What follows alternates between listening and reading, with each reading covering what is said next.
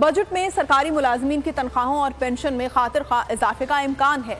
Civil और military pension का bill 600 अरब से तजावुज कर चुका है। मुआशी तंजियाकारों का कहना है कि पेंशन का बढ़ता हुआ बिल लम्हा फिक्रिया है।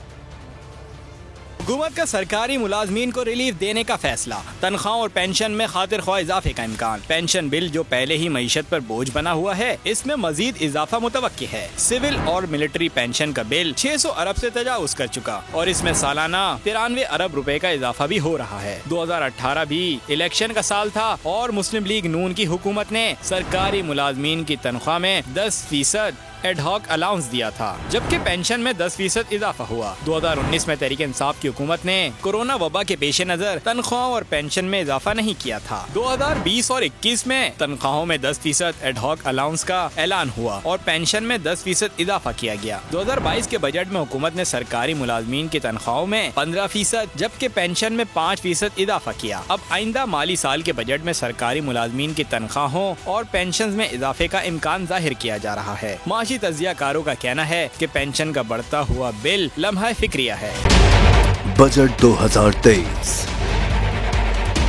वादों से इरादों तक का सफर और इससे जुड़ी अवाम की नई उम्मीदें। सरकारी मुलाजिम, मजदूर या हो कारोबारी, टिकटिकी बांधे सबकी नजर है इस साल के बजट पर।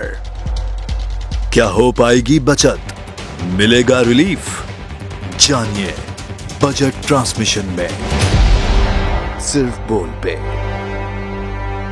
अदलो इंसाफ की बात सब करते हैं, पर हकीकत में सच के साथ निडर होके खड़े रहने की जुर्रत नजर नहीं आती।